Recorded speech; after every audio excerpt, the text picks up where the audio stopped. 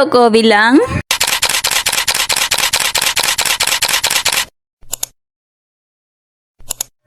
Hi guys, this is me, Abigail, and welcome to my mini vlog. Ngayong araw nga na ito ay pupunta kami sa Ginubatan, pero alam nyo ba na nagdadalawang isip pa kami dyan kung kami ba ay tutuloy sapagkat cloudy nga sa mga oras na ito. Pero pagpatak ng alas 4 ay gayak din ng aming pinal na desisyon. At kahit cloudy today, hindi pa rin may pagkakaila ang kagandahang taglay ng isang Mayon volcano. Magsawa na kayo kung magsawa sa kakapuri ko sa Mayon volcano, no? Pero kay kagwapa talaga. At suro din kung nagiging ignorante na ako sa paningin nyo, no? Pero aminin nyo man o hindi, walang bulkan sa isla. Goy. Walang bulkan sa inyo pero may mga marites na akala mo'y parang active volcano kung makapag-chismis, no? Daig pa nila yung internet kung makapagsagap ng balita na akala mo talaga isang news anchor dahil una pa talaga sila. At habang nag-aabang nga kami dyan ng jeep, nakita ko itong, ewan ko kung private property to, no? Pero kaya na-amaze talaga ako dahil very nature talaga ang datingan. Ang sarap pa naman mumuni-muni sa mga ganyang lugar. Parang ang sarap isiyak ang lahat ng mga hinanakit mo sa iya. Sa inyong silingan, gagikawat ang ulo sa inyong bulad. Char. Pero kay gisiyak talaga, kay walay kwarta. Alam nyo ba sa jeep, ang sarap din sana mag-relapse, no? Pero parang ayaw ko kasi baka hindi mo na malayan at patungo ka na sa Amerika. Imbis na sa Ginubatan lang. Kaya wala mo man napansin sa kakarelaps mo sa imong ex na kahit humila ka pa dyan ng asin na hindi na talaga dyan babalik sa'yo dahil may mahal na siyang iba. Agoy. Kalangas ni mga manuka, uy. At after 100 years ay nakarating na din kami dito sa Thailand. Agoy. Char, nasa Ginubatan lang pala kami. At bago nga kami magtambay dito ay pumunta muna kami ng Lucky Choice. Mabuti pa tong store na to dahil may lucky na. Choice pa jud kitaan bisag ladies choice. Wagid. Walay. Kung nakikita nyo yung mga abo na yan ay mula pa noong nagputok ang bulkang Mayon. Kung nakikita nyo, pero huwag nyo nang pansinin ang tiil, kaya parang ma-judge naman tayo. At lantawa daw na ang kanilang municipal hall, kaya ngayon jud kaayo, nag-represent talaga siya sa color sa tuang pambansang watawat. At kung tinatanong nyo no, kung ano yung ginawa namin doon sa Lucky Choice, syempre secret lang, uy! Diba, eksena naman ang manok. Dito nga lang pala kami sa sentro sa harap ng kanilang municipal, no? Tatambay lang kami dito habang kumakain dahil mayroon namang mga panindang mga pagkain.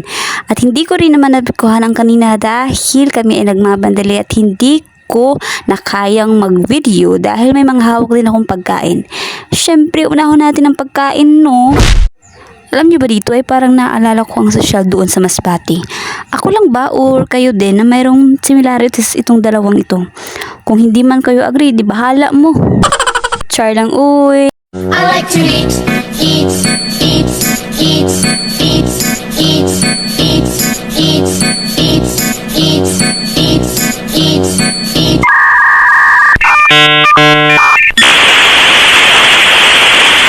I like to eat, eat, eat, eat, eat, eat, eat, eat, eat, eat, eat, eat, eat. Oh, nabusog ba kayo? Alam ko namang hindi. Ay hindi talaga dahil hindi naman kayo kumain, malamang. At nakikita niyo ba yung chicken na pinapapak namin? Hindi man pala ako na-inform na 100 years old na itong manok na ito bago niluto. Agoy. Tuwang-tuwa pa naman ako dahil finally makakakain na din ako ng manok na walang paris na rice. Pero winish ko na lang sana na mayroon ng rice basta dili gahit manok. Pastilan. Pero ayoko mo kahit na matigas siya ay bentang-benta pa rin dahil nga sa masarap. Masarap to gawing pulutan sa mga nag-iinuman dyan. Kaya kung gusto nyo ng ganitong pulutan, well, dito lang yan mabibili sa Ginubatan. Agoy.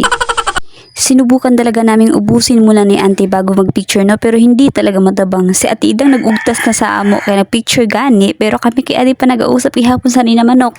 Agoy. Pero kay sinadya ko talagang tagalan ng pagkain. Kaya nahiya man ako rito mag-picture. Agoy. Alam niyo ba na wala pa rin talaga akong confidence sa pag-picture in public? Kahit nga itong pag-vlog ko, minsan nahihiya pa akong mag-video. Especially kapag sarili ko na yung binibidyohan ko. Baka sabihin tayo dito ng GGSS. Kung hindi niyo man alam ang meaning nito, ay wag niyo nang alamin at baka ako'y masabihan niyo pa ng ganun. At alam ko namang walang masama kung mag-picture o mag-video ka. Kahit i-video nyo pa yung paan mo o tutunlan mo ay hindi naman labag sa batas yun. Anyway, sa mga oras nga na iyan na hindi ko ba nauubos yung shake na binili namin kanina, no? Kaya ang manok man ang gibirahan og kaon kahit pa kasing tigas ito ng puso niya. Ngoy. Kaya kung stress ka man o broken hearted no, ay huwag mo subukan itong pagkain na to or yung mga matitigas pakalangas. At baka ito'y madagdag pa sa iyong isipin. At alam mo ba na may palas bite pa ako dito? Kaya wala man dyan naubos ni Ting, kagkasayang din kung itatapon lang. Pagkain bagay yan at binili pa, kaya sayang nan din ko itatapon lang. By the way, nagtambay lang kami dyan ng mga ilang minuto pa at pagkatapos din, hinintay lang namin si Ate Idang at saka si Aunt dahil sa tawag ng kalikasan. At dito ko rin tatapusin ang video na ito no. Salamat sa inyong panonood. Hope you enjoyed this video. Daghang salamat from the bottom of my cute heart.